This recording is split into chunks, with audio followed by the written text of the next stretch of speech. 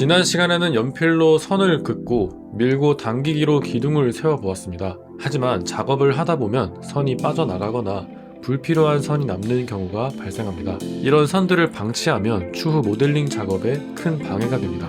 따라서 이번 시간에는 스케치업의 청소부, 이레이저 기능을 완벽하게 마스터해 보겠습니다. 단순히 지우는 것뿐만 아니라 선 숨기기와 매끄럽게 보이기 같은 고급 기술도 숨어 있으니 끝까지 집중해주세요. 우선 더보기란에 있는 예제 파일을 다운받고 파일을 열어줄게요. 단축키는 이레이저의 첫 글자인 E입니다. 단축키를 누르면 마우스 커서가 작은 지우개 모양으로 변합니다. 선을 하나씩 지우고 싶을 때는 지우고 싶은 선을 마우스로 클릭해 보세요. 선이 즉시 삭제됩니다. 반대로 지워야 할 대상이 많다면 마우스를 클릭한 채로 드래그를 합니다. 지우개가 지나가는 자리에 있는 선들이 파란색으로 변하는 것을 볼 수 있죠. 나 이 선들 지울 거야 라고 표시해 두는 겁니다. 이 상태에서 마우스 버튼을 딱 놓으면 선택된 선들이 한 번에 삭제됩니다. 여기서 초보자분들이 많이 하는 착각이 있습니다. 바로 면을 지우고 싶은데 면을 클릭해도 반응이 없다는 것입니다. 이유는 간단합니다. 스케치업의 지우개는 오직 선만 인식하기 때문입니다.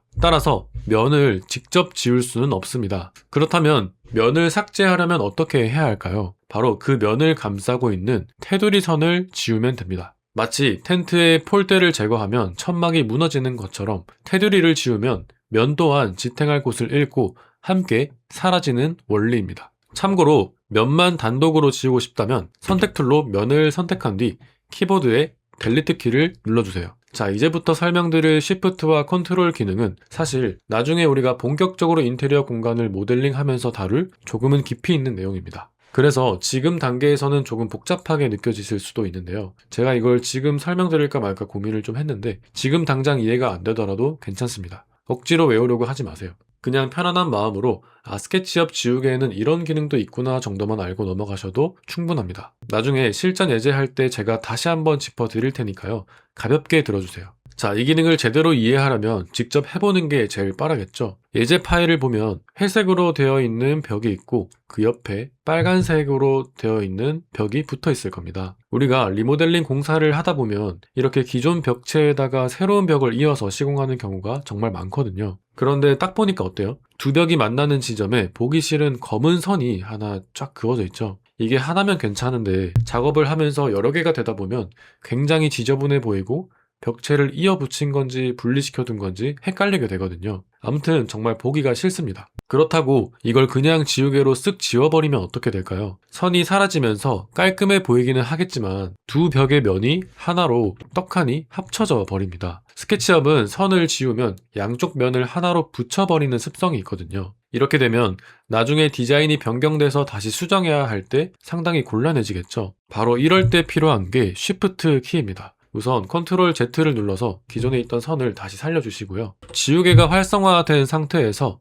Shift 키를 꾹 누른 채로 보기 싫은 이음새 선을 한번 문질러 보세요. 어떤가요? 선이 감쪽같이 사라졌죠? 마치 처음부터 하나의 긴 벽이었던 것처럼 매끈해 보입니다. 하지만 선택 툴로 각각의 벽을 한번 클릭해 보세요. 면이 합쳐지지 않고 여전히 따로따로 분리되어 있는 것을 확인할 수 있습니다. 이게 바로 선을 숨기는 기능입니다. 눈에 거슬리는 선은 안 보이게 숨기되 나중에 수정할 수 있게 객체는 분리해둬라. 이게 핵심입니다. 자, 이번에는 예제 파일 옆에 있는 원기둥을 한번 봐주세요. 우리가 아직 원 그리는 법은 안 배웠지만 스케치업의 비밀을 알려드리기 위해 제가 미리 만들어뒀습니다. 이 원기둥의 윗면을 자세히 한번 봐주세요. 자세히 보면 완벽한 동그라미가 아니죠. 각이 져 있습니다. 사실 스케치업에는 진정한 의미의 곡선은 없습니다. 확대해보면 수많은 직선들이 모여서 원처럼 보이는 다각형일 뿐입니다. 그럼 논리적으로 생각했을 때 옆면에도 모서리가 있어야 정상이겠죠. 그런데 지금 제일 왼쪽에 있는 원기둥을 한번 보세요.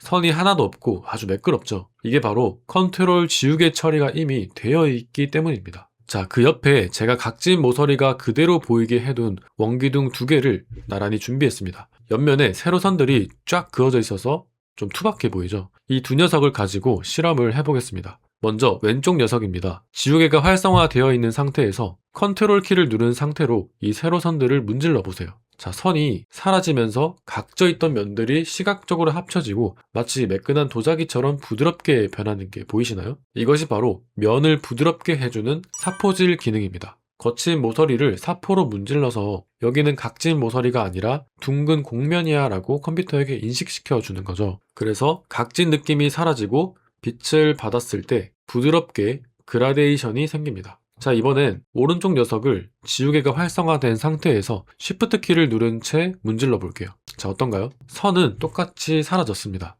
깔끔해졌죠? 하지만 자세히 한번 봐주세요. 아까랑은 느낌이 조금 다를 겁니다. 선만 안 보일 뿐이지 면과 면 사이의 색감 차이가 딱딱 끊어져 있는 게 보이시나요? 마치 종이접기를 한 것처럼 각진 느낌은 그대로 남아 있습니다. 이건 면을 부드럽게 만든 게 아니라 그냥 눈에 거슬리는 선만 안 보이게 숨겨놨기 때문입니다. 자, 이제 컨트롤과 쉬프트의 결정적인 차이가 눈으로 보이시죠? 둥근 물체를 만들 땐 꼭 컨트롤을 써야 한다는 점 기억해 주세요. 자, 이렇게 쉬프트와 컨트롤로 선들을 숨기고 부드럽게 만들었습니다. 그런데 나중에 나 여기 선 숨겼었나? 하고 헷갈릴 때가 있겠죠. 혹은 숨겼던 선을 다시 꺼내고 싶을 수도 있고요. 이때는 상단 메뉴에 뷰에서 히든 지오메트리를 클릭해 보세요. 그러면 투명 망토를 입고 숨어있던 선들이 점선으로 나타납니다. 자, 여기서 화면을 좀 더 자세히 들여다볼게요. 점선의 모양이 미세하게 다르다는 걸 눈치채셨나요? 자, Shift로 숨긴 선은 아주 촘촘한 점선으로 표시가 됩니다. 단순히 눈에만 안 보이게 가려뒀다는 뜻입니다. 컨트롤로 숨긴 선은 상대적으로 듬성듬성한 점선으로 표시됩니다.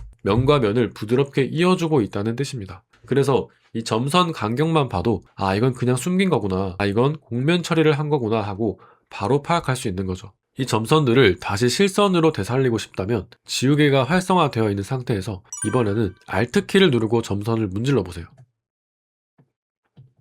그럼 점선이었던 선이 다시 짠 하고 원래의 실선으로 돌아오는 것을 볼 수 있습니다. 자, 정리해 보겠습니다. 지우개의 단축키는 E이고 그냥 지우게 되면 선이 지워지면서 면이 파괴가 됩니다. 그리고 Shift를 누른 채로 드래그를 하게 되면 선이 숨겨집니다. 각은 여전히 살아 있습니다. 그리고 컨트롤을 누르고 드래그를 해보면 선이 숨겨짐과 동시에 부드럽게 표현이 됩니다. 사포질을 한다고 했었죠. 그리고 상단 메뉴에서 뷰를 누르고 히든 지오메트리를 누르면 숨겨졌던 선들이 다시 표시된다고 했었습니다. 마지막으로 Alt를 누르고 드래그를 하게 되면 다시 원래대로 실선으로 돌아오게 됩니다. 이제 그리기, 올리기, 지우기까지 가장 기초적인 3가지 도구를 모두 익혔습니다. 하지만 지금까지 우리는 딱딱한 직선과 사각형만 다루어 왔습니다. 다음 시간에는 직선의 세계에서 벗어나 부드러운 곡선을 그리는 아크 도구를 배워보겠습니다. 아치형 게이트를 만들거나 날카로운 모서리를 둥글게 다듬는 방법을 익혀보도록 하죠. 다음 시간에 뵙겠습니다.